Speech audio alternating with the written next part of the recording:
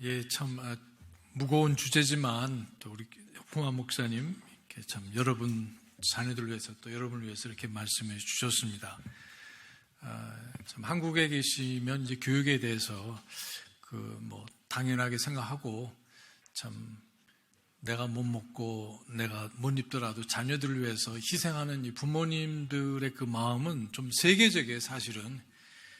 그래서 여기 있다 보시면 모르세요. 근데 이제 해외 나가 보면 제가 이제 이렇게 다니다 보니까 한 25개국을 이렇게 지금까지 다녀봤는데요.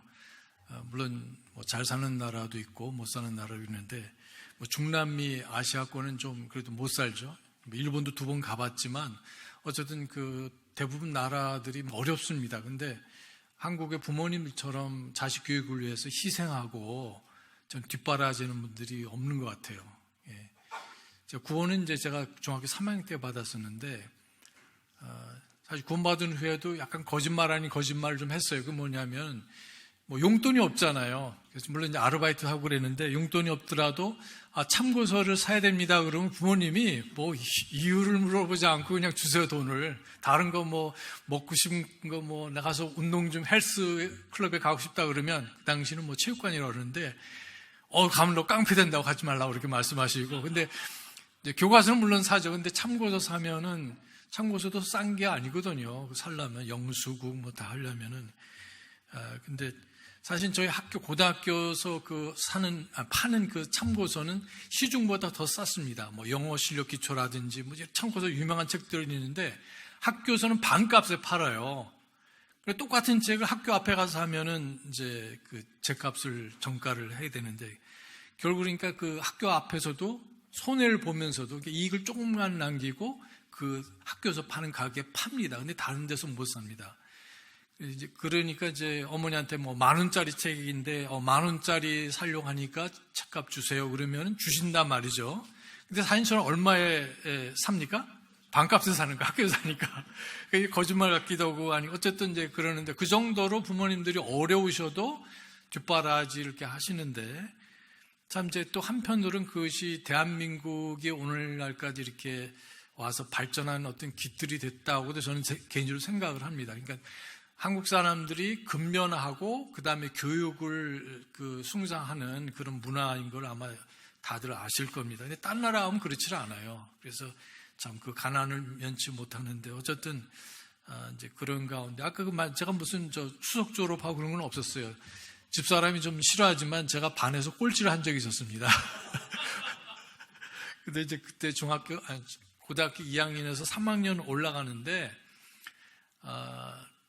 우열반 있잖아요. 지금은 우열반이 있어가지고 하는데 2반을 뽑는데 60명씩 이제 뽑는데 120등을 했어요. 그러니까 저는 이제 계속 기다렸죠. 그러니까 여기 60등까지 그럼 그 다음 반이 그랬는데 안 나오니까 창피하기도 하고 예수 믿는 건 아는데 근데 끝까지 안 나오는 겁니다. 근데 딱 한 장 남았는데 제 이름을 부르는 거예요. 얼마나 창피하겠습니까? 그래서 하여간 고등학교 2학년 때 이제 방학 있지 않습니까? 겨울방학 이렇게 되는데 이제 죽자 살자 이제 공부를 보충을 했죠.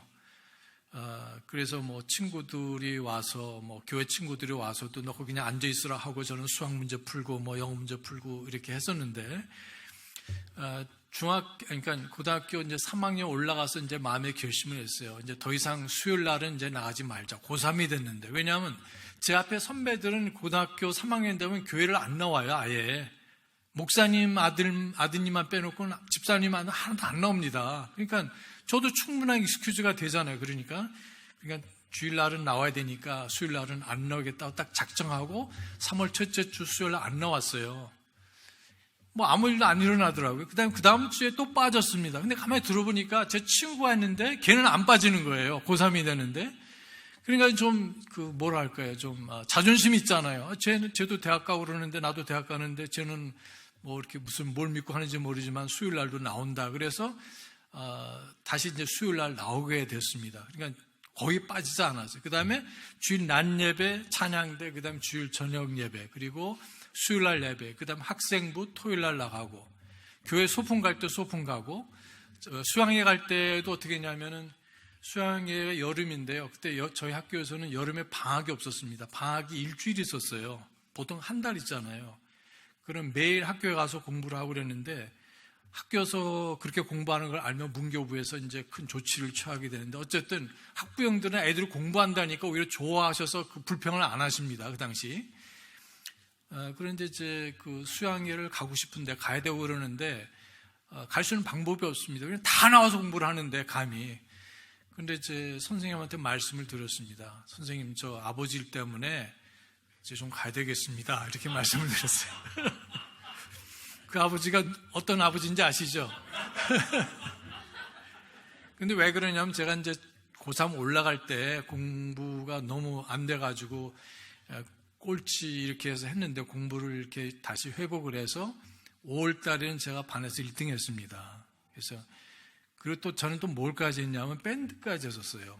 예, 그러니까 고등학교 우리 선배들은 3학년 되면 밴드에 나오라고 하지도 않고, 왜냐하면 대학 가야 되니까. 대학 가는 3학년이 무슨 학교도 원하지 않는데 저는 밴드부를 왜 갔냐면은 고등학교 2학년 때 목사님 설교를 듣고 다윗 때 그 많은 그 찬양과 오케스트라가 있다고 나도 그렇게 해야겠다, 하나님께 감사와 찬양을 드리겠다고 그 밴드부에 갔습니다. 그래서 가서 이제 사정을 해서, 다른 친구들은 물론 전공을 해서 이제 나중에 음대 가고 음대 교수 되고 뭐 학장을 한 친구 둘이나 있고 그러는데, 그래 이제 하다 보니까 이게 힘든 거예요. 공부를 해야 되잖아요. 그리고 학교가 6시에 끝나면 1시간 동안 공부를 하고, 공부 아니라 밴드 연습하고 집에 가면 8시, 8시 반, 밥 먹으면 9시.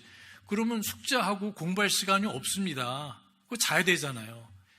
그리고 아침에는 또 영교시가 있어요. 그러니까 7시에 수업을 시작합니다. 8시가. 다른 학교는 그런데 비공식적으로 불법입니다. 그 당시는. 근데 그 영교시라는 그 수업을 제일 먼저 한 학교가 이제 신고등학교였어요, 당시. 그러니까 이제 너무 이제 힘들고 지친데 그래도 이제 밴드를 하고, 수요일 날은 제가 이제 말씀을 드렸어요. 내가 교회를 가야 되니까. 그 밴드 연습하면 교회 못 가잖아요. 근데 이제 그 선생님 입장에서는 하여간 전공도 아닌 애가 와서 하니까 너무 고마우니까 이제 마지못해 허락해 주신 것처럼, 그래 수요일 날 교회 가도 되니까 이제 연습은 이제 안 했는데, 이제 고3 때는 당연히 아예 안 나가도 돼요. 너 대학 가야 되는데 무슨 말씀이냐. 근데 이제 저는 하여간 하나님 찬양하고 하는 것이 너무 감사하고 기뻐서, 또 실제적으로 찬양 예배 때도 악기도 연주하고, 자, 이랬었는데, 밴드부까지 다 하고 졸업하는 날까지였어요. 졸업을. 아무도 그걸 기대하지 않고 요구하지 않았지만, 그런데도 이제 어떤 일이 벌어지냐면, 제가 확신을 가진 것은 말씀 가운데서 그 다니엘서에 보시면 이거 음악이 뭐 울려 퍼지면은, 그 전에 이제 그런 사건이 있었잖아요. 이제 음식을 먹어야 되는데 먹지 말라고 얘기하고, 그 다음에 이제 그 금신상을 만들어 놓고 그 금신상에 절하지 아니하면 뭐 풀무불에 던진다. 그때 그 세 히브리 소년들이 뭐라고 말했냐면, 뭐 걱정하지 마십시오. 우리한테 기회를 주신 건 좋지만, 왜냐하면 왕께서 그렇게 말씀하셨잖아요. 지금 내가 한 번 더 기회 주니까 이번에 음악이 울려 퍼지면 그렇게 하라. 그렇게 했는데, 어쨌든 그때 이제 그 유명한 말이 있죠. 우리가 만약에 그렇게 절을 하지 않고 불못에 던지게 되면 하나님께서 우리를 구출할 것입니다. 근데 뭐라고 했습니까? 그렇게 하지 아니하실지라도 이제 우리는 할 수 없다. 숭배할 수 없다. 이제 이렇게 했는데, 그게 참 그 축복이 되었습니다. 그래서 너 그렇게 하다가 대학 떨어지면 얼마나 창피하냐. 그렇잖아요. 교회 열심히 하고 주일 아침 저녁 수요일 날 뭐 안 빠지고 나갔는데 떨어지면 그게 어떻게 되겠어요? 떨어지건 어쨌든 이런 상황이 되는데, 저도 좀 배짱을 좀 믿음을 가졌습니다. 뭐 저 떨어지면 저 떨어지면 하나님이 더 손해일 거래 이렇게 생각을 하고, 끝까지 버텼는데, 얼마나 놀라운 일이 일어났냐면, 이제 예비고사 보고 뭐 수능고사 봤는데 입학시험을 보는데요, 제가 아는 것만 나왔어요.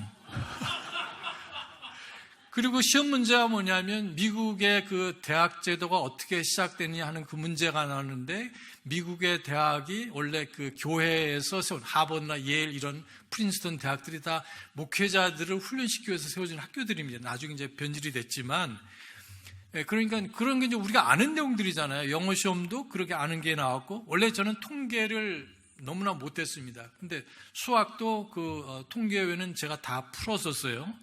그러니까 시험 볼 때 내가 모르는 게 나올 수도 있잖아요, 사실은요. 근데 하나님께서 섭리하셔서 뭐냐면, 제가 아는 것만 문제가 나온 거예요.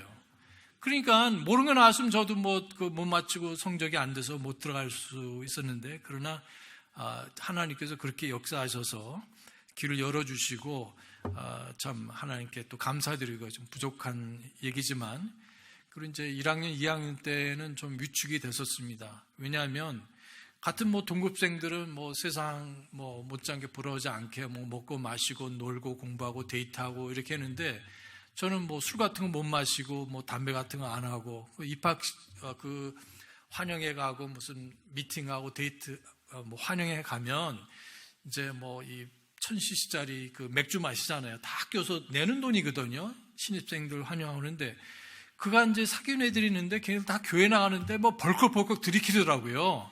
근데 저는 그렇게 믿지도 않고 그러기 때문에 이거 나는 뭔가 이게 해야 되지 말아야 되는 걸 안 하는 건 좋은데, 좀 위축되고 쟤네들 자기 자신이 너무 자신만만하고 이랬었는데, 이제 2년을 그렇게 보냈어요. 위축되다가 이제 긴 얘기지만, 그러나 하나님께서 길을 열어주시고 복음 전하고 이러는데, 여러 가지 이유가 있었지만 그 중에 하나는 제 동급생에게 이제 복음을 전했는데, 이 친구가 다른 교회 대학생 회장이에요. 큰 교회인데 물어보니까 구원의 확신이 없어요.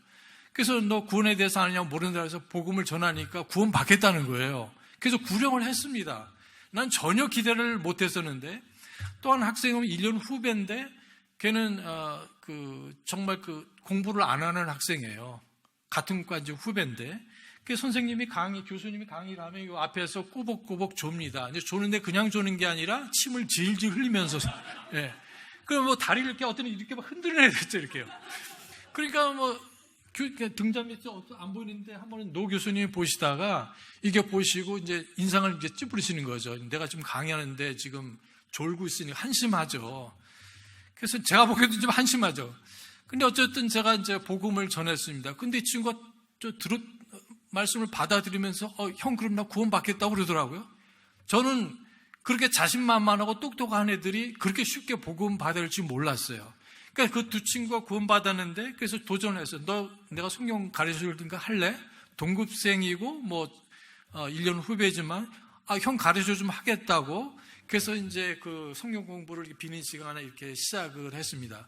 그리고 그 당시는 이제 박 대통령이었을 때, 물론 공과가 다 했지만 캠퍼스에 중앙정보부 직원들이 막 흩어져 잔디에 앉아 있어요.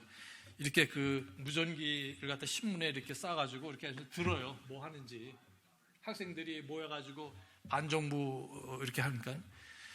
그럼 복음 전하는 거는 제재는 안 하는데, 그러면 성경 공부하면 한 4, 5m 거리에서 이렇게 듣습니다. 가만히 들어, 이 사람들이요. 복음도 듣는 거예요, 성경에 대해서. 어쨌든 그런데 그 1년 후배는 나중에 알고 보니까 바보가 아니더라고요. 방금 보면, 형, 우리 탁구 치러 가자, 놀러 가자는 얘기 했는데, 나중에 보니까 이 학생이 올레이 스튜던트예요. 올레이 스튜던트고, 그 다음에, 그 말은 뭐냐면 정수장학회라고 이러면 아실 거예요.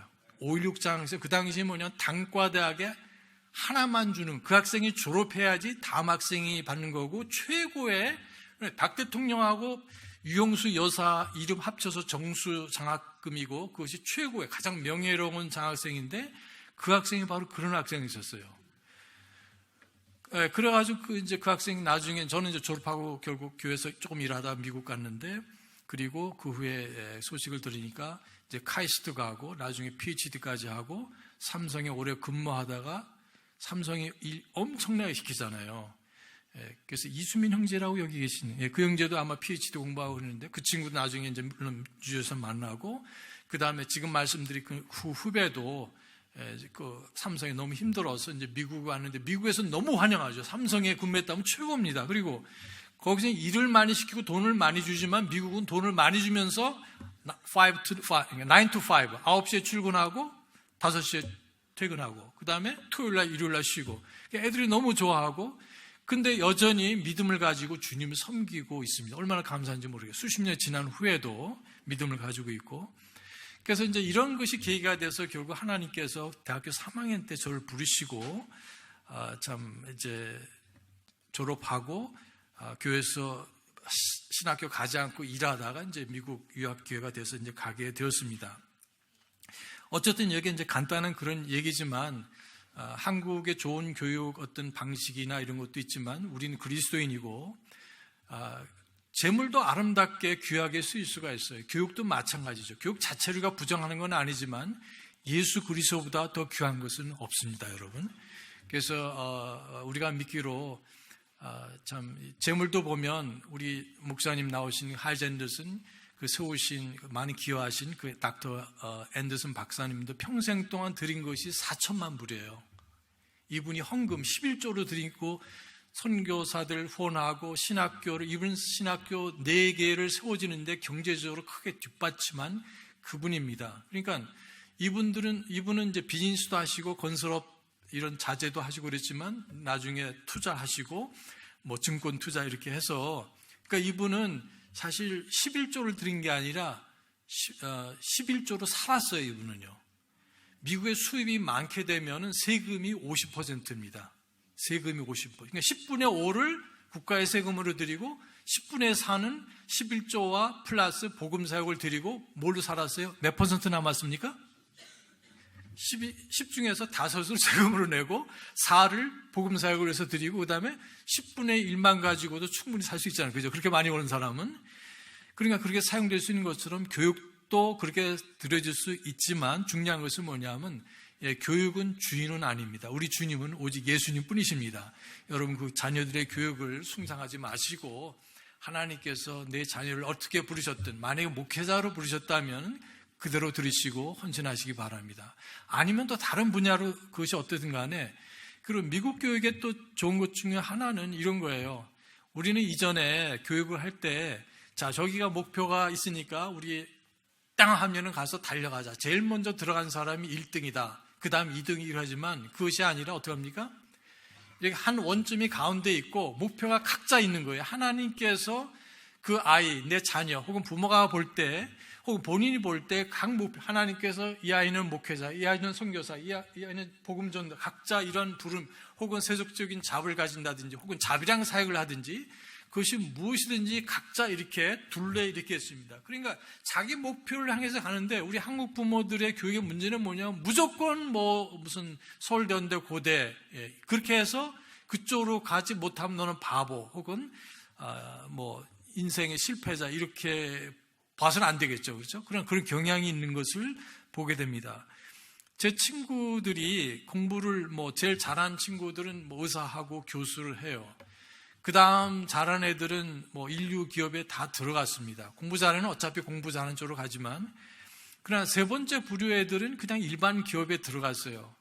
그런데 좋은 기업, 현대, 삼성, 이런 대우, 이런 LG 같은 데 들어간 친구들은 50세 되기 전에 전부 다 탈락했습니다. 여러분 아시죠? 현실이. 그러니까 소위 말하는 명문 학교 나왔다는 것이 좋은 점도 있겠지만 그것은 10년, 15년 정도밖에 수명이 없습니다. 그러나 어떤 세상적으로 보더라도 그렇지만 공부는 걔네들처럼 첫 번째 부류, 두 번째 부류는 하지 않았더라도 다른 분야에서 자기 성실껏 인간관계 잘하고 이런 친구들은 아직까지도 이러한 친구들이 적지 않아요. 인정을 받고. 그러니까 이제 그런 것들을 보면 공부 지상주의가 아니라 우리가 참 믿음, 지상주의, 참 예수 그리스도 높이며 살 수 있도록 기도해 주시고 뒷바라해 주시고 만약에 그 아이들이 풀타임으로 사역을 위해서 들여졌다면 여러분 또 기도해 주시고 또 뒷바라해 주시고 또 다른 분야를 할지라도 목사님께서 말씀해 주신 것처럼 저희 학교라든지 이렇게 좋은 학교에 가서 1년 동안 그런 프로그램도 하고 언어 연수도 가는데 그런 길을 열어주면 그런 학생들이 한 50명 정도 돼요. 한 1년에. 근데 그런 학생 중에서 한 25명 정도가 아예 또 계속 신학 공부를 하는 그런 학생들이 해마다 있습니다. 또 다른 25명 애들은 2년 프로그램 한다든지 또 일반 학교에 가서 계속 자기 확신과 믿음을 가지고 이제 또 전공을 살린다든지 아까 말씀드린 것처럼 변호사가 된다든지 이런 전문 직업을 가지고 이런 학생들이 많이 있습니다. 그래서 참조 삼아 드리고 저는 수석 졸업은 안 했습니다. 그래서 졸업을 했어요. 죄송합니다. 간단하게 설명드려. 우리 다 같이 하나님의 말씀 에베소에서 찾겠습니다. 에베소서 5장. 다 같이 일어나셔서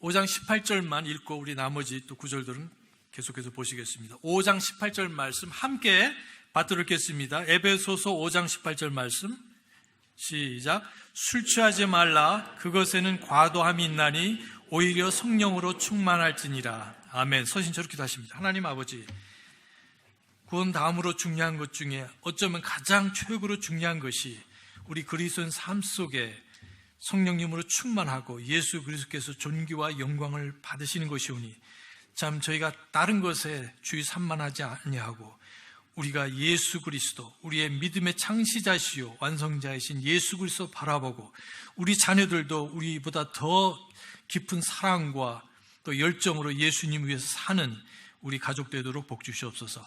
예수님의 이름으로 기도합나이다. 아멘. 우리 자리에 앉으시겠습니다. 오늘 오후의 말씀은 우리 성도들 삶 속에 있는 성령님의 역사에 대해서 말씀을 드리고자 합니다. 몇 가지를 말씀드리는데 제일 먼저 그 성령님에 대한 비유를 좀 말씀드렸으면 좋겠어요. 성령님 그러면 어쩌면 하나님 아버지 예수 그리스도 우리는 잘 알지만 성령님을 잘 모르는 분들 있어요.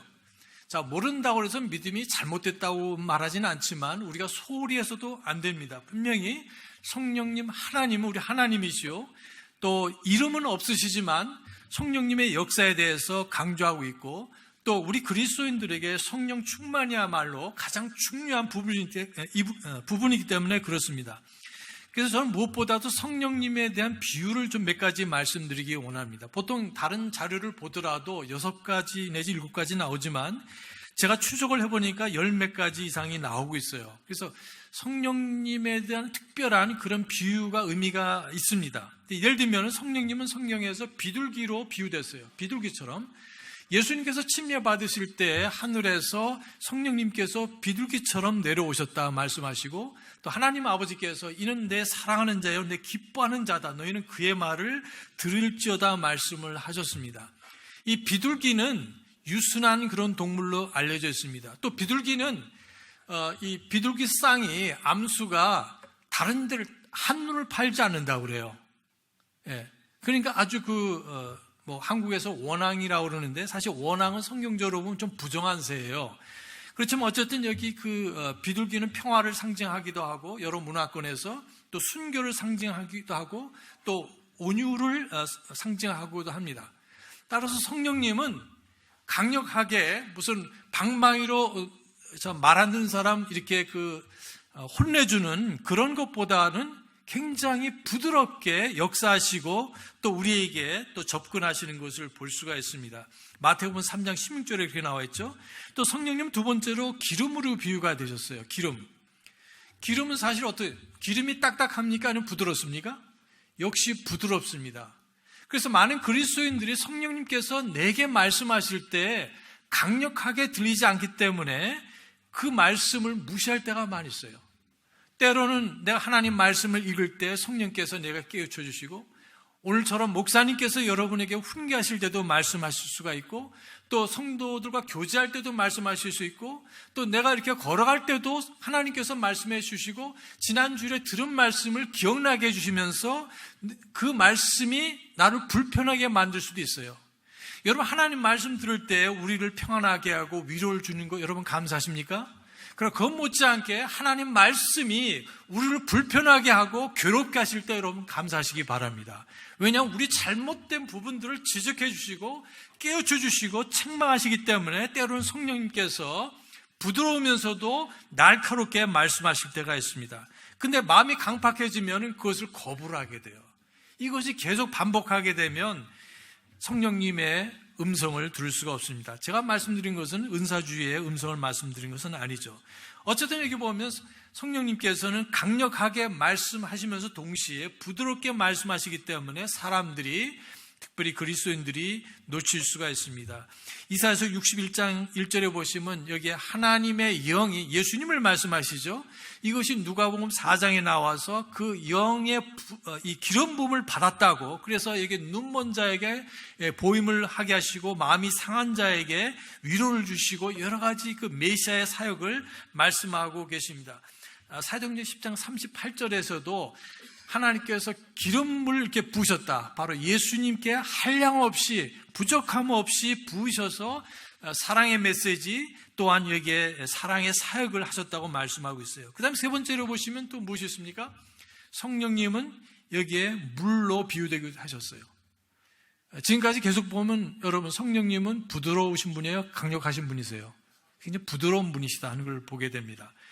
그래서 요한복음 7장에 보시면 그 장막절에 예수님께서 그 장막절에 있는 행사 중에 하나는 그 제사장들이 여기 성전에서부터 나와서 실로암 물가까지 가서 거기 금병에다 물을 담아가지고 여기에 성전으로 돌아가는데 바로 그 이스라엘 백성들이 광야를 지나는 동안에 때때로 하나님께서 그 광야에서 바위를 깨우치시고 깨뜨리시고 뭘 주셨어요? 생수를 주셨잖아요. 그것을 그들이 기억하면서 하나님께서 우리에게 생수를 공급하시고 또 우리에게 생명을 주신다는 것을 그 제사장들은 의식으로 나타냈습니다. 주님께서 그 명절 마지막 날에 크게 외치셨다고 하셨어요.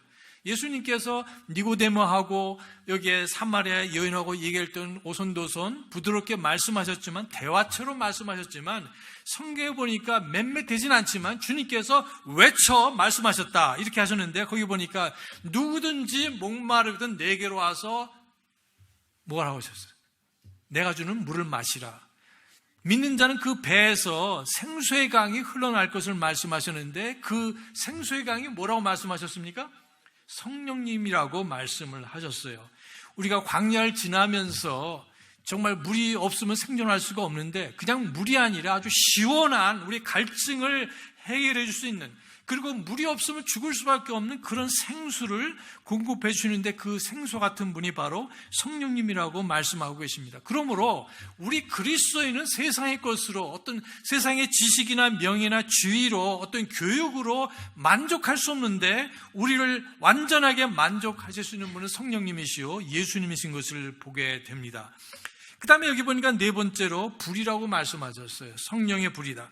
사도행전 2장 3절에 불의 혀같이 이런 말씀이 있고 데살로니가전서 5장 19절에 보면은 성령님을 억누르지 말라 이렇게 말씀하셨어요. 그 다른 표현은 뭐냐면 불이 활활 타오르 오르는데 이거 갖다 이렇게 막 소화기를 쭉 뿌린다든지 모래를 덮는다든지 하면 어떻게 되겠어요? 꺼질 수밖에 없잖아요.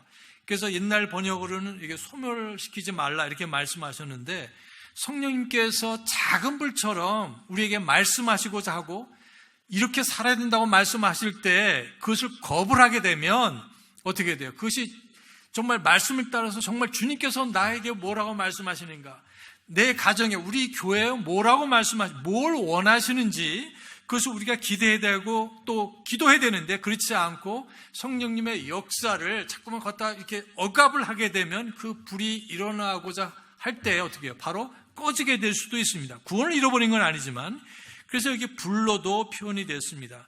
이게 요한복음 3장 8절에 보면 다섯 번째 바람으로 되어 있어요. 바람.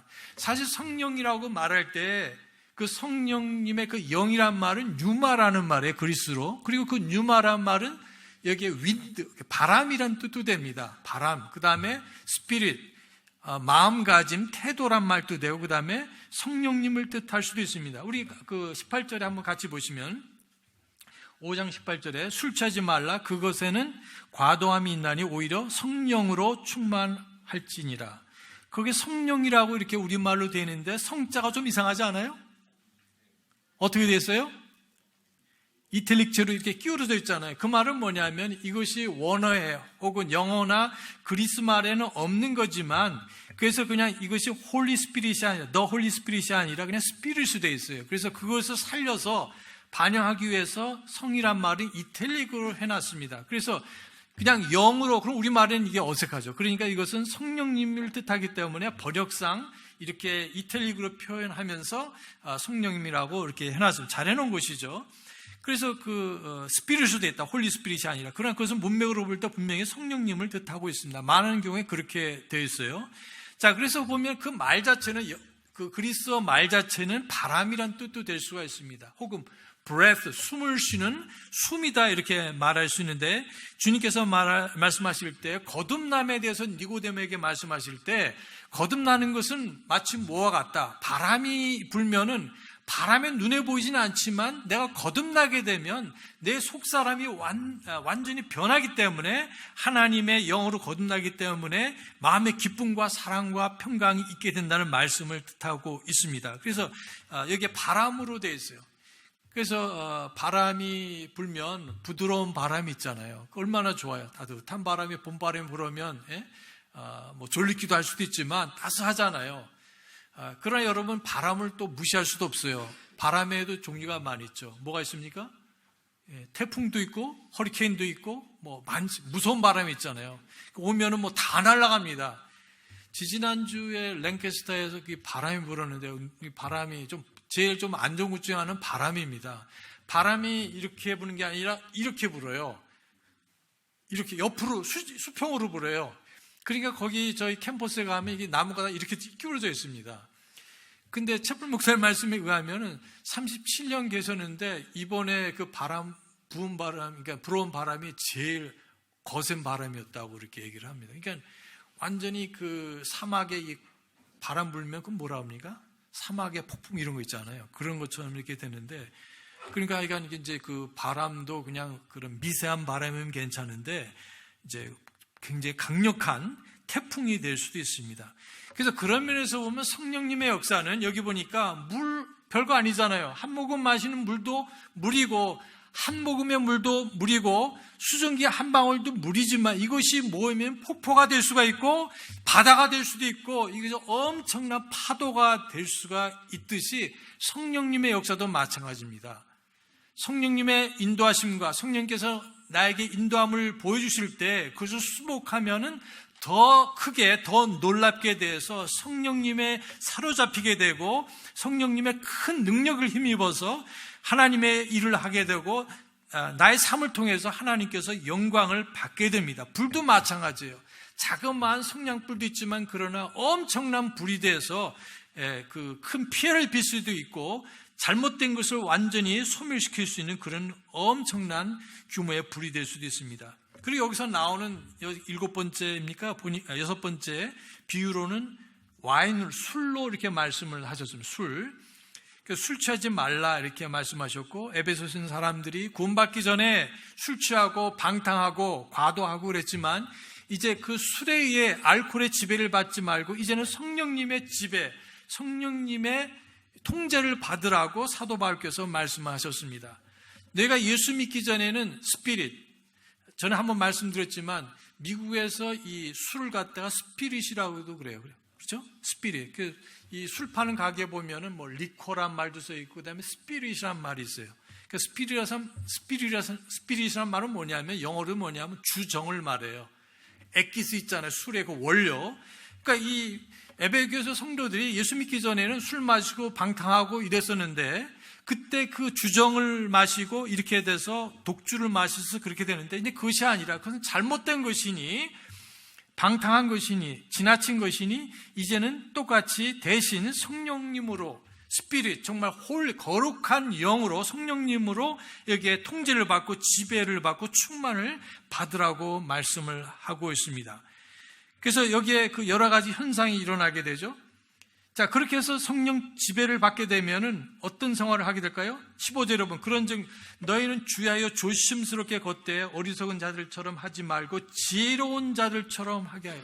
그러니까 이 성령님의 지배를 받으면 진정으로 세상 지혜가 아니라, 타락한 지혜가 아니라, 인생의 잔꾀가 아니라 하나님으로부터, 위로부터 오는 거룩한 지혜를 힘입어서 산다고 그랬어요. 여러분, 사실 고백하는 거지만 우리가 구체적으로 어떻게 선택하고 어떻게 행동해야 될지 성경에 다 나와 있는 것은 아닙니다. 자, 그럴 경우에 어떻게 해야 되는지, 그것은 지혜의 문제예요. 성령님께서 주는 지혜. 예를 들면 내가 직장에서 일하는데, 내가 요즘 뭐 격리라고 말하는지 모르지만 옛날엔 격리라고 말했어요. 그러면 격리가 전화를 받아요. 그러면 그 거래처 사장이 사장님 좀 바꿔라. 그런데 그분이 뭐냐면 돈 빨리 달라는 거예요. 그러니까 사장님이 그걸 눈치를 채고 뭐라고 합니까? 나 없다고 해라. 이렇게 할 거 아니에요. 근데 이 직원이 크리스찬, 저와 여러분이나 생각하면 뭐 예를 들면 그렇다는 겁니다. 그럼 뭐라고 얘기해야 돼요? 여러분 뭐라고 대답하시겠어요? 우리 사장님이 없다고 그러시는데요? 정직해야 되니까. 근데 그거는 뭐예요? 지혜로운 게 아니죠. 그죠? 그건 지혜로운 게 아니에요. 그렇다고 해서 여기 보니까 여기 안 계십니다 하면 그것도 안 좋은 거잖아요. 그게 뭐냐면 성경에 보면 거짓말하지 말라고 그랬는데, 자, 이렇게 되면은 사실 너무 순진하게 사는 겁니다. 세상 그렇게 만만하지 않습니다. 어쨌든 그럴 경우에 사전에 말씀드려가지고 저는 그런 거짓말 못합니다 라든지 지금 전화를 바꿔드릴 수가 없습니다라고 지혜롭게 하여간 부드럽게 얘기를 해서 상대방 거래처에 있는 그 사장님이 혹은 그 직원이 기분 나빠하지 않도록 그걸 잘 처리를 해야 됩니다. 그래서 너무 그 정직하게 사는 그리스도인들이 보면 이제 자칫 잘못하면 세상에서 바보가 될 수도 있어요. 자, 그런 것들은 성경에 나오지 않지만 어떻게 할 수 있습니까? 그 세상 살면서 배워야 되는 것이고 성령님께서 그런 지혜를 주시는 겁니다. 아니면 그것이 반복이 되면 사장님한테 말씀드려가지고 사장님 저 다른 데서 일할래요. 부서를 좀 바꿔주세요. 더 이상 저는 마음에 걸리고 양심에 걸리기 때문에 못하겠습니다 하면은 내가 좋은 간증을 보였으면 사장님이 바꿔줄 수도 있습니다. 근데 아침 9시에 출근인데 9시 반쯤에 스타벅스 커피 들고 이렇게 나오면 그게 되겠어요, 안 되겠어요?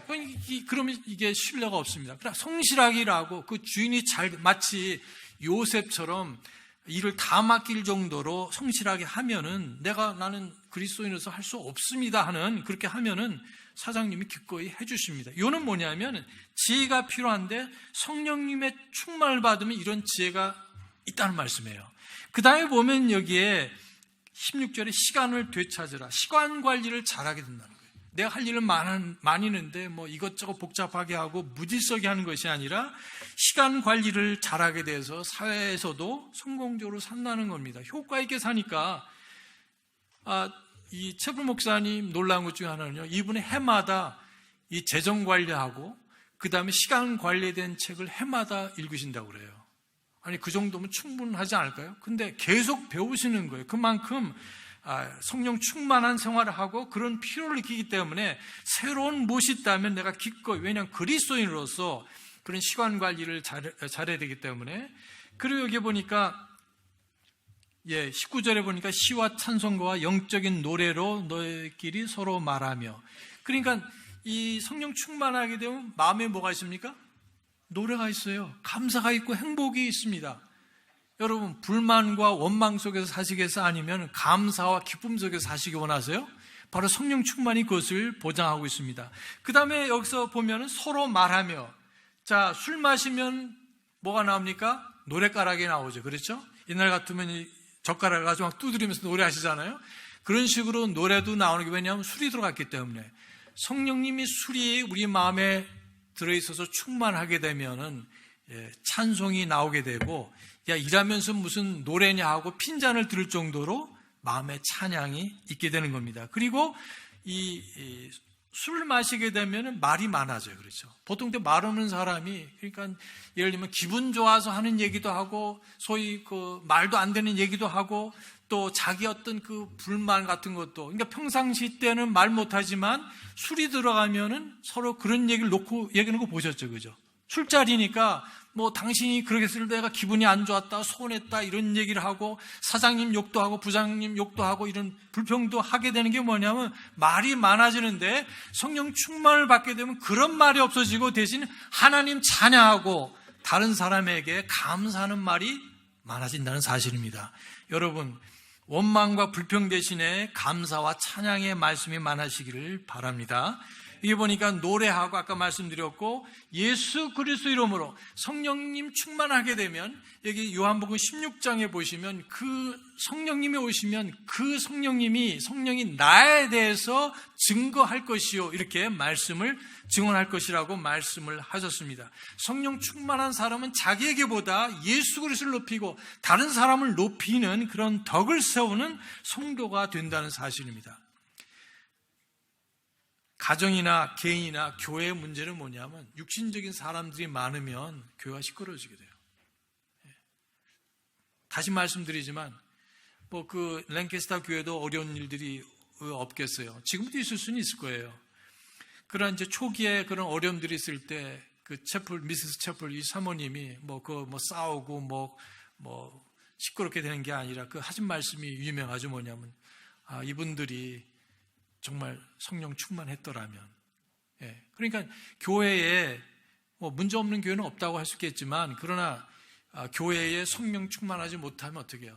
자기 주장, 자기 방식, 이런 것이 많아지게 되고, 그 방식대로 안 하면 난 싫어, 이런 목소리가 커지기 때문에 시끄럽게 됩니다. 교회가 교회 일을 못하게 되는 거예요. 그것이 아니라 우리 여기 임마누엘 침례교회는 성령 충만한 성도님들이 대다수가 되셔서 예수님을 높이시고 하나님의 일을 왕성하게 하는 교회가 되시기를 바랍니다. 또 그 다음에 뭐가 있습니까? 곧 아버지께 감사를 드리고, 말씀드려서 감사가 넘치게 되고, 21절에 하나님을 두려워하는 가운데 서로 복종하라, 이런 말씀이 있어요. 그러니까 정말 성령 충만한 사람은 내 말을 들어가 아니라 주 안에서 사랑으로 권면하고 은혜 가운데서 말씀을 얘기하고, 또 싫어하는 얘기도 대면에서 할 때가 있죠. 그러나 중요한 것은 뭐냐면 서로 복종한다고 말씀드렸어요. 물론 뒤에 보면 또 계속되는 말씀이 있지만, 남편도 아내에게 복종하고 또 아내도 남편에게 그리스도인으로서 복종하는 거예요. 자, 아내가 예를 들면 저녁 식사 시간이 됐어요. 저도 못할 때가 있지만 딱 차려놨는데 오라고 그러면 어떻게 돼요? 놓고 가서 해야 되잖아요. 그게 뭡니까? 복종이에요. 그죠? 식사 시간 되면 힘들게 해서 저녁을 마련해 놨는데 그 차려놓은 사람도 있는데 먹으러 얼마나 쉽습니까? 오면 되잖아요. 그러니까 사실은 남편이 머리지만 아내의 역할, 그런 분야는 아내가 요청할 때, 요구할 때 그것을 순종해야 되는 것이 성령 충만한 성도입니다. 그렇지 않겠어요? 대통령도 어떻게 헌법을 지켜야 되잖아요. 그게 뭐냐면 법을 지키는 것이 성숙한 사람이고, 또 우리가 하나님 말씀에 또 그 권위를 인정할 줄 아는 것이 성령 충만한 삶입니다. 그렇지 않으면 무질서하고 육신이 넘치게 되고 자기 목소리만 많아지게 된다는 겁니다. 따라서 22절 이하에 보면 가정 안에서 남편과 아내, 또 부모와 자녀, 이런 관계 면에서도 성경적으로 그 가치관과 관계가 정립이 된다는 거예요. 어떤 사람이? 성령 충만한 성도가 그렇게 된다는 겁니다. 그래서 여기에 전에 예수님 알기 전에 술 마시고 술에 지배받던 성도들이 변화함을 받아서, 그것이 하루아침에 이루어지지 않는다 할지라도 그렇게 돼서 여기에 성령 충만받게 되면은 여기 15절부터 여기에 심지어 6장까지 이어져서, 마치 여기 보면 6장 어딥니까? 거기 보면 17절에 구원의 투구와 성령의 검까지 이르러서 성령 충만한 성도가 되는 겁니다. 자, 그 다음에 7번째로 비유는 뭐냐면, 에베소서 4장 3절에 보면 여기에 그 띠라고 말씀하셨어요. 띠. 그러니까 교회가 하나가 되는 겁니다. 우리는 각자 다른 문화권에서, 한국 사람들이라도 각자 자기가 자란 환경이 달라요. 가족 문화가 다릅니다. 예를 들면 남편과 아내가 있으면은 아내 입장에서는 자기 아버지가 늘 자기가 집에 있었을 때, 그러니까 이제 딸이 집에 있었을 때 항상 아버지가 쓰레기를 갖다 버리셨어요. 근데 남편의 집에서는 그게 아니라 항상 엄마가 쓰레기를 갖다 버렸어요. 이 두 사람이 만나면 어떻게 됩니까? 문제가 생길 수밖에 없죠.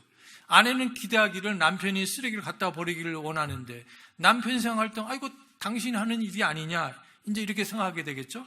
자, 이런 것처럼 각자 한국 사람이라도 다를 수가 있어요.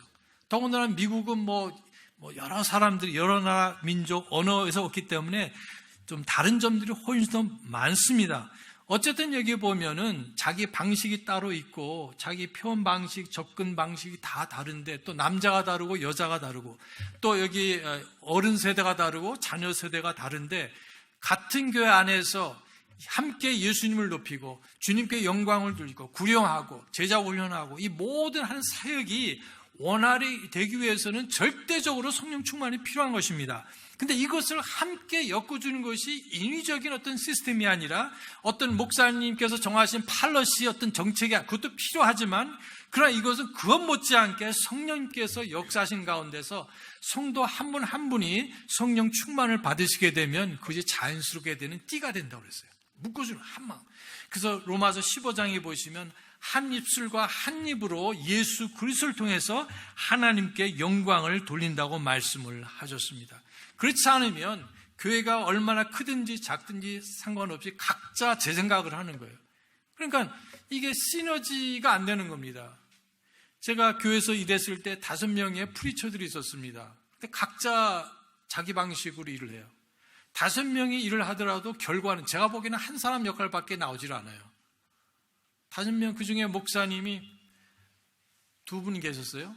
세 분이 전도사님들인데 이게 마음이 합해지질 않습니다. 자기 부서만 최고라 생각하고, 자, 우리 교사 모이겠습니다 하면은 그 당시에 에어컨 있는 방이 딱 하나밖에 없는데 무조건 가서 앉아 있는 거예요. 그러면은 그 부서만 그 시원한 데서 교사 모임하고, 그럼 사실 서로 얘기를 해서, 이번 첫째 주는 우리가 하고, 이렇게 하면 좋잖아요. 서로 다 같은 교회에서 주님 섬기는데, 근데 한 전도사님이 이기적으로 그렇게 하니까 그것도 뭐 따질 수도 없고, 예를 들면 그렇다는 겁니다.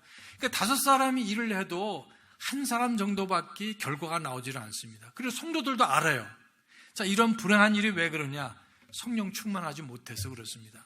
목회자하고 전도사를 할지라도 성령님의 지배를 받지 않고 충만하지 않게 되면 육신이 나오기 때문에 그렇습니다. 그러나 그 전에, 그 중에 몇 사람은 그 전에 3사람이 이렇게 전도사로 있었는데요. 저희 보기에도 하나님 은혜 가운데서 3사람이 이랬지만 5, 6사람들의 열매가 있는 거예요. 교회도 부흥하게 되고, 물론 성도들이 열심히 하고 우리 담임 목사님께서 수고하시고 앞장서서 가시기 때문에 따라한 거지만, 그러나 그 밑에 있는 조력자들도 한 마음으로 성령 충만해서 일을 했기 때문에 많은 열매들을 하나님께서 주신 것입니다. 여러분은 어떤 교회가 되기 원하십니까? 우리 한 분 한 분마다 성령 충만 받으셔서 놀라운 일을 하시는 저와 여러분 되시기 바랍니다. 그리고 여기 보니까 그 외에 이제 짤막하게 설명드린다면은 여기 보증금이라고 말씀하셨어요. 구원과 관련돼서 에베소서 1장 14절에 우리에게 보증금, 그 말은 뭐냐면 집을 살 때 우리 보증금 걸잖아요. 보증금을 걸면은 만약에 그 해약을 얻게 되면 어떻게 됩니까? 다 뺏기게 되죠. 그렇죠?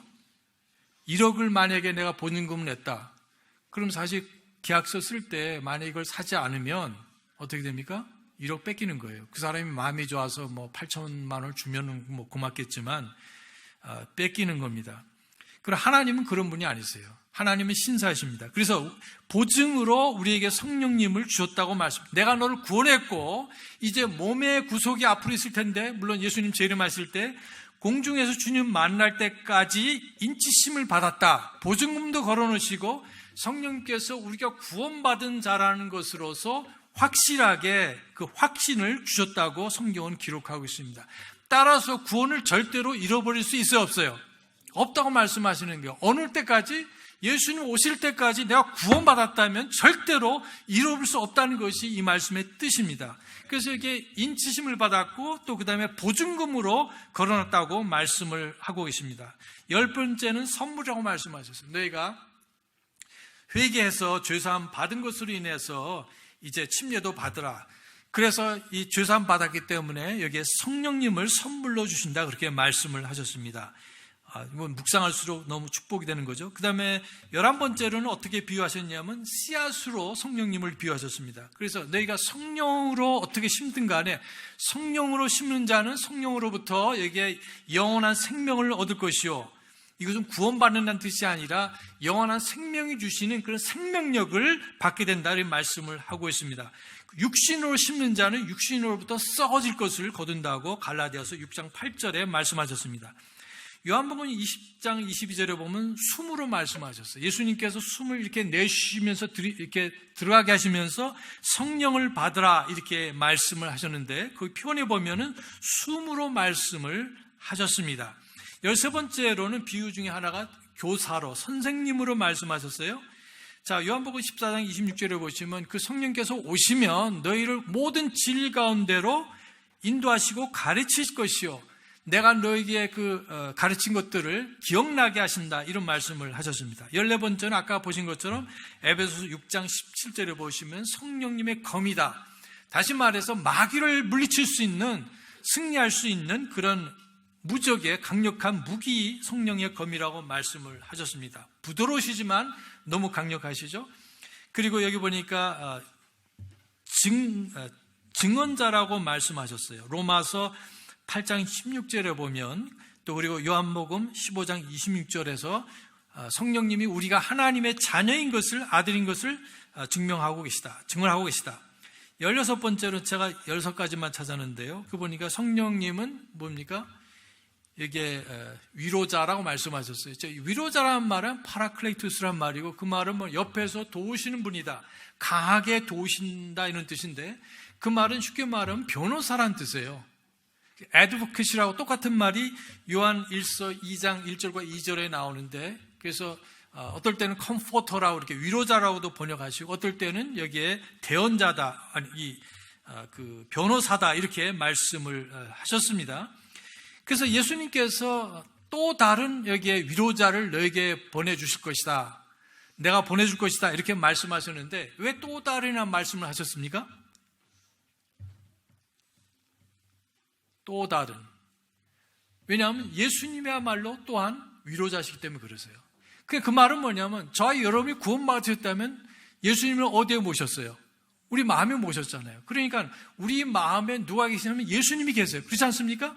그래서 예수님이 우리의 변호사세요. 우리 완전하시고 거룩하신 하나님 앞에 변호사시고 또 예수님뿐만 아니라 성령님께서 이 우주에서 가장 강력한 또 다른 여기에 위로자 그리고 혹은 변호사, 로이어를 우리에게 허락해 주셨다고 말씀을 하고 계십니다. 두 분이 양쪽에서 우리를 변호해 주세요. 얼마나 든든합니까? 그래서 누가 우리를 정죄하리요?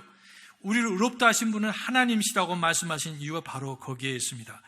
자, 그래서 많은 말씀을 못 드리지만 제가 리스트를 말씀을 드리겠어요. 그렇다면 우리 구원받은 성도들 삶에 어떻게 역사하시는가? 빨리 말씀을 드리면 시간이 좀 지났습니다. 우리 마음에 내재하신다는 것 이미 배운 거지만 복습겸하겠습니다. 우리 요한일서 4장 13절에 우리 안에 거하신다. 요한복음 14장에서는 지금까지 너희와 함께 하셨지만 이제는 너희 속에 영원히 거하신다고 말씀하셨어요. 구약에는 성령님이 떠나시기도 했습니다. 범죄했을 때. 그러나 이제 신약 시대에 와서는 우리 마음에 영원히 거하신다는 약속을 해주셨습니다. 그래서 그것에 대해 감사하시고 또 그분의 인도하심을 받을 수가 있습니다. 요한복음 14장 26절에서는 가르쳐 주시고 그 다음 요한복음 16장 13절에서는 깨우쳐 주신다. 성령 기록된 말씀을 이해하도록 주신다. 자, 이것이 뭐냐면 은사주의 사람들의 문제예요. 이 사람들은 뭐냐면은 성령님께서 그리스도의 마음속에 계시면서 성령을 깨우쳐 주시고 또 인도해 주시고 그러는데 이것이 마치 계시처럼 이 사람들을 주장하는 거예요. 자, 계시는 일반 계시가 있고 그 다음에 특별 계시가 있습니다. 일반 계시라는 것은 우주 만물 창조물을 통해서 하나님의 어떤 속성을 영광을 드러내는 것이고 또 우리 양심을 통해서 믿지 않는 사람 양심 통해서 그 다음에 역사를 통해서 섭리를 통해서 말씀하시는 것을 우리가 이 계시라고 말하는 이것은 여전히 오늘날에도 있습니다. 하늘이 하나님의 영광을 선포하고 지금도 여전히 선포하시죠. 그러니까 특별 계시라는 것은 이미 예수 그리스도께서 오셨고 그 다음에 성경을 완전하게 우리에게 주셨기 때문에 이 말씀을 통해서 하나님께서 우리에게 깨우쳐 주시는 거예요. 그것이 이제 조명입니다. 다 같이 보세요. 조명. 새로운 계시가 우리에게 필요할까요? 필요하지 않습니다. 왜냐하면 완전하신 예수님이 오셨고 완전한 성경이 우리에게 주어졌기 때문에 그런 것이 필요 없죠. 근데 이 은사주의 있는 사람들은 하나님께서 저 꿈에 환상 중에 말씀하시는데 다 거짓말입니다. 예. 여러분 미국에 제가 테이프를 이렇게 1시간짜리를 봤는데요. 막 계시를 받았다고 신통방통한다고 하면서 지금 오신 분 중에 한 분이 어디 알바마에서 오셨는데 그분 여기 허리에 통증이 있습니다. 그리고 그분이 여자분인데 막 하면서 이분이 어떻게 되면 낫습니다. 막 이렇게 떠드는 겁니다. 근데 사실 알고 보니까 거기 앞에서 안내하시는 분이 어떻게 하고 있어요? 거기 사람 물어보고 어디서 오셨습니까? 뭐 때문에 오셨습니까? 다 물어보고 치유하는 그 사람, 그 부인이 저쪽 다락방에서 무전으로 보내주고 이분이 여기서 듣는 거예요. 예. 그건 누가 만드냐면 성경을 믿는 사람이 만든 게 아니라 경찰이 만들어서 이렇게 만들어. 그 다음에 이제 한 다리가 길고 짧은데 그런 사람이 있을 수 있잖아요. 다리가 하는데 이게 짝짝이라는 거죠. 근데 와서 이렇게 받았는데 안수를 받았는데 이게 똑바로 됐다고. 이렇게 보세요. 이렇게 되면 어떻게 돼요? 삐뚤어져 있죠. 짝짝이죠. 그죠? 보이세요? 한쪽은 길잖아요. 짝짝이죠. 그죠? 지금 어떻게 됐어요? 자, 이런 식으로 사기치는 비디오를 한두 가지가 아닙니다. 그걸 우리 구본동 목사님이 보여주셨어요. 그분이 경찰에서 일을 하신 적이 있거든요. 경찰서에서. 그 경찰들이 그런 거 보면서 이제 웃으면서 이제 전해주는. 어쨌든 자, 그래서 그 성령님께서 그런 특별 계시를 지금 주지 않으시고 왜냐하면 성경은 이미 마감이 되었기 때문에 그렇습니다. 대신 무슨 사역이 있습니까? 성령께서 주신 말씀, 하나님 말씀을 깨우쳐 주신 것이다. 그 다음에 로마서 8장 14절에 인도해 주시고, 사도행전 9장 31절에 보시면 위로해 주시고, 아까 5장 18절 에베소서에서는 충만케 하시는 역사를 하시고, 그 다음에 요한일서 2장 20절하고 27절에 보시면은 어노인팅, 기름 부음을 주시면서 성경을 깨닫게 해주시고 능력을 주시고 지혜를 주십니다. 그리고 사도행전 1장 8절에 보면 능력을 주시고, 또 로마서 8장 26절에 보면은 우리를 위해서 중보해 주시고, 또 갈라디아서 5장 22절 23절에 보시면 열매를 맺게 해주시고, 얘도 많이 있지만 또 얘기해 보니까 우리를 거룩하게 해주시고, 로마서 8장 13절, 또 이게 은사들을 하나님의 영적인 선물을 주시고, 그 다음에 로마서 15장 30절에서는 사랑해 주시고, 또 사도행전 13장 12절에 보면 그 교회에서 주관하시면서 이 두 사람을 나를 위해서 구별을 하고 말씀하시면서 그들을 이제 성령님께서 교회를 통해서 선교사로 파송하는 것이 나옵니다. 그리고 아까도 봤지만 에베소서 4장 3절에 보시면 이게 띠라고 말씀, 묶어주는 일, 교회가 한 마음 한 뜻이 돼서 하나님께 영광 돌리도록 이렇게 하시는 일을 하십니다. 자, 이것은 전체는 아닙니다만은 다시 말해서 성령님이 하는 일은 굉장히 많은 걸 여러분 보셨어요. 근데 많은 경우에 문제는 뭐냐면 우리가 소홀히 한다는 겁니다. 지금 성령님께서 내 삶 속에, 내 가정에, 우리 교회에 말씀하시는데 이것을 놓치는 경우가 많습니다. 왜 그렇습니까? 아까도 말씀드렸지만 조용하게 말씀하시기 때문에. 우리 다 같이 구약의 열왕기상 18장을 빨리 보시겠습니다. 19장입니다. 열왕기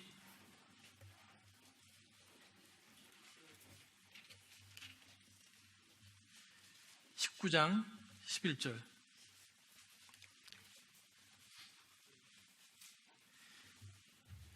11절부터 12절까지 제가 봉독하겠습니다. 열왕기상 19장 11절 12절. 그분께서 이르시되 나아가 산에서 주 앞에 서라 하시니라. 보라, 주께서 지나가시는데 주 앞에서 크고 강한 바람이 산들을 가르고 바위들을 산산조각으로 부쉈으나 주께서 바람 가운데서 계시지 아니하였고, 바람이 지난 뒤에 지진이 있었으나 주께서 지진 가운데서 계시지 아니하였으며, 지진 뒤에 불이 있었으나 주께서 불 가운데 계시지 아니하였고, 불 이후에 그다음 뭡니까? 고요한 작은 음성이 있더라. 많은 경우에 다시 말씀드리지만 성령님께서 저와 여러분에게 어떤 것을 말씀하실 때는 귀에 들리진 않지만 지극히 조용한 가운데서 맥박이 뛰듯이, 맥박 뛰는 소리가 들리면 여러분 병원 가셔야 됩니다. 예. 빨리 가셔야 돼요. 예. 그러니까 이게 우리가 눈치채지 못하고 살잖아요. 그러나 여전히 맥박이 뛰고 있지 않습니까? 그것처럼 성령님께서는 꾸준히 저에게 말씀하세요. 전에도 말씀드렸지만 저희 신학교도 마찬가지고 많은 신학교 학생들이 사실 줄어들고 있어요. 이전처럼 오지 않습니다. 그 말은 뭐냐면 하나님께서 됐어. 이제 미국의 목사들도 필요 없고 선교사도 필요 없고 크리스천 스쿨도 필요 없어. 이게 아니고 지금 사실 어느 때보다 더 많이 필요로 하고 있습니다. 그래서 제 작년도 그렇고 올해도요. 졸업하기 전에 벌써 다 갈 때가 정해져 있어요. 학생들이요. 특별히 크리스천 스쿨 선생님들이 너무 모자르기 때문에 지금 구할 수가 없습니다. 지난 11월 달에도 목사님들과 교장 선생님들이 70명이 와지만 구할 수가 없어요.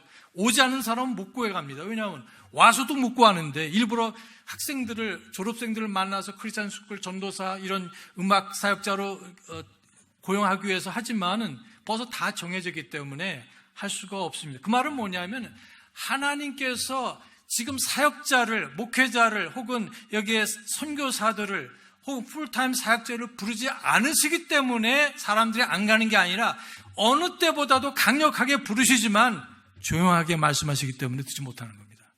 아니하면 마음이 무관심하기 때문에, 아니면 마음이 강팍하기 때문에 그런 일이 있는 거예요. 여러분 지금 앞으로 2023년도에 여러분이 무엇을 해야 될지 세상적인 거 말고요. 그 당연히 여러분 계획 세우셔야 되죠. 그러나 교회에서 내가 어떤 일을 해야 될지, 목사님께 하나님께서 주신 비전이 무엇인지, 그 비전을 이루기 위해서 내가 무엇을 해야 되는지 여러분 파악하고 계십니까? 목사님께서 필요 없으니까 가세요. 이런 교회 아무도 없습니다. 그 말은 뭐냐면 여전히 성령님께서 또 또 목회자들께서 지금 부르시고 계십니다. 단지 내가 무관심하기 때문에 귀를 막고 있기 때문에 듣지 못하는 겁니다. 그리고 그 음성이 조용하게 말씀을 하세요. 조용하게 말씀하시기 때문에 못 듣는 겁니다. 그래서 여기 보니까 끝으로 말씀드리고 싶은 거는 어떻게 성령 충만을 받을까요? 누가복음 우리 11장 한번 같이 보시겠습니다. 아는 말씀이지만 누가복음 11장 13절 말씀,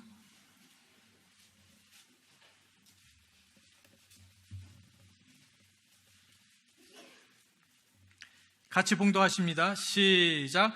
그런즉 너희가 악할지라도 너희 자식들에게 좋은 선물들을 줄 줄 알거든 하늘에 계신 너희 아버지께서 자기의 구하는 자들에게 성령을 얼마나 더 많이 주시겠느냐 하시니라. 아멘. 이것은 이제 구원받지 않은 사람이 성령을 받는 것이 아니라 이미 구원받은, 그래서 여기 보니까 하나님 아버지라고도 말씀하셨어요. 그래서 우리가 구할 것이 너무 많습니다. 그러니까 우리가 빵을 구해야 되고 우리가 생선을 구해야 되고 그런 말씀을 여기서 예수님께서 이미 말씀하셨어요. 그러나 가장 좋은 것은 무엇일까요? 가장 좋은 선물들? 그것이 바로 이게 문맥에서 보니까 성령 하나님의 충만을 말씀하고 있습니다. 물론 우리가 구해서 우리 자녀들이 뭐 좋은 학교 가고 좋은 직장에 취직하고 또 여러분 건강하고 좋은 집으로, 더 큰 집으로 이사하고 다 좋은 일들이지만 그것 못지않은 게 가장 중요하고 좋은 일은 바로 예수님을 높이고 성령 충만을 받는 일입니다. 다시 말해서 이것을 구하지 않기 때문에 너희가 그렇게 말씀, 너희가 얻지 못하면 뭐라고 하셨어요? 구하지 않기 때문이라. 그러니까 사람들이 다른 것은 구해도 주님 저에게 성령 충만을 주십시오. 성령 충만을 받아서 내가 감사하고 자기관리 잘하고 복종하고 노래를 하고 예수님을 증거하고 시간관리 잘하고 지혜가 충만하고 감사하는 이런 삶을 살기 원하는데 막상 구하지 않기 때문에 아무런 역사가 일어나지 않습니다. 첫째 구하시고, 두 번째 많지만 한 가지 더 말씀드린다면, 강조해서 말씀드린다면 아까 말씀드렸듯이 나지막하게 부드럽게 말씀하시는 걸 놓치지 말라는 거예요. 하나님께서 번쩍 해가지고 내가 죽는구나, 하나님 살려주십시오 해가지고 뭐 그것이 아니라 아주 작은 미세한 음성으로 말씀하시는 것을 듣도록 안테나를 높이시기 바랍니다. 그래서 누리시는 거예요. 그렇지 않고는 다 놓치는 거예요. 나중에 정말 나의 삶을 위대한 그런 목표를 가지시고 나를 놀랍게 사용하시고자 하는데 그걸 놓치는 이유가 뭐냐면 자그마한 거를 듣지 못하니까, 그걸 못하니까 그런 기회가 없는 것이죠. 그래도 다른 것들이 있지만 두 가지 말씀드린 대로 첫째 구하시고, 작은 맥박이라도 섬세하게 하시는 말씀이라도 여러분 귀 기울이셔서 들으신다면 반드시 성령 충만을 받으시고, 정말 내가 구원받은 거 감사하고 또 이 교회에 오셔서 임마누엘 침례교회 회원되어서 주님을 목사님과 다른 사랑하는 집사님들과 성도님과 함께 섬기는 것이야말로 가장 만족하고 행복하고 자랑하고 싶다는 그런 간증이 넘칠 것이라고 저는 믿습니다. 다 같이 기도하시겠습니다. 하나님 아버지, 오늘 늦은 시간까지 우리 성도님들 교제하고 말씀 나눴습니다. 오늘 들은 말씀처럼 우리 첫 번째 기도 제목이 예수님을 구하고 성령 충만을 구할 수 있도록 도와주시옵소서. 그리고 우리가 많이 놓치는 그 미세한 성령님의 음성을 참 주의 길어서 들으며 순복하고 따라가고, 또 하나님께서 더 큰 것을 맡기시고 부르실 때 응답하는 우리 성도들 되도록 도와주시옵소서. 예수님의 이름으로 기도했습니다. 아멘.